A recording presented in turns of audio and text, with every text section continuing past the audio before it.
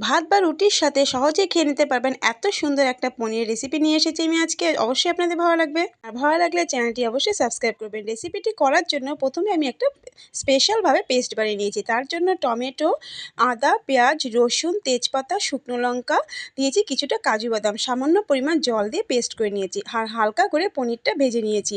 এরপরে রিফাইন তেলে দিয়েছি সাদা জিরে ফোড়ন, দিয়েছি কিছুটা কেশরি মেথি আর একটা তেজপাতা। একটু নাড়াচাড়া করার পর আগে থেকে যে পেস্টটা করে রেখেছিলাম সেটা দিয়ে 5 মিনিটের মতো আমি তেলের সাথে নাড়াচাড়া করে নিয়েছি। তারপরে পরিমাণ মতো সমস্ত মশলা দিয়ে দিয়েছি একে একে। আমি কিন্তু এখানে একটুও জল ব্যবহার করিনি, পুরোটাই কিন্তু তেলের মধ্যে কষিয়েছি মশলাটাকে। মশলা থেকে তেল বেরিয়ে আসার পর পরিমাণ মতো জল দিয়ে তার মধ্যে জলটা ফুটে ওঠার পরে আগে থেকে হালকা করে ভেজে রাখা পনির দিয়ে 5 মিনিটের মতো রান্না করে নিয়েছি। নামানোর আগে দিয়ে দিয়েছি হাফ চামচ চিনি, কুচনো ধনেপাতা আর হাফ চামচ গরম মশলা। বন্ধুরা, রুটির সাথে বলুন বা ভাতের সাথে বলুন, দারুণ লাগবে। বাচ্চা থেকে বড় প্রত্যেকে কিন্তু হাত